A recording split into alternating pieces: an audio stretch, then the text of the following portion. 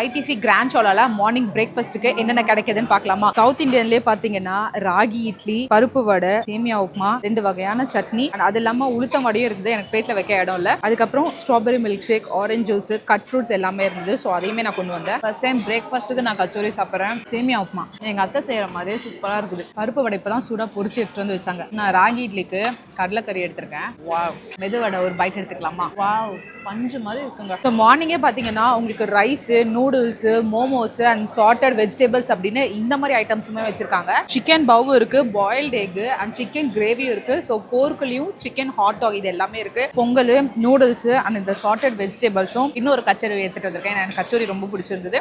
பொங்கல் மெத்துன்னு அவ்வளோ சாஃப்டா இருக்குங்க. லைவ் கவுண்டர்ல மசாலா ஆம்லெட் ஆர்டர் பண்ணியிருந்தேன். டெசர்ட்ல பார்த்தீங்கன்னா நிறைய கேக்ஸ் அண்ட் மஃபின்ஸ், பாதி சாப்பிடவே முடியாதுங்க, அவ்வளோ ஐட்டம்ஸ் இருக்கு. டெசர்ட்ஸ் எல்லாம் உண்மையாவே ரொம்ப நல்லா இருக்குங்க. இங்க ஒரு ஸ்வீட் நான் கொண்டு வந்திருந்தேன். அது வீடியோ எடுக்கிறதுக்குள்ள நான் சாப்பிட்டே முடிச்சிட்டேன். அவ்வளோ நல்லா இருந்துச்சு. ஃபைனலா நான் ஒரு ஃபில்டர் காஃபியோட முடிச்சுக்கிட்டேன். ஸோ இதே மாதிரி வேற எந்த இடத்துல என்ன ஃபுட் சேலஞ்ச் பண்ணலாம் அப்படின்றத எல்லாருமே சப்ஸ்கிரைப் பண்ணிட்டு கமெண்ட்ல சொல்லுங்க.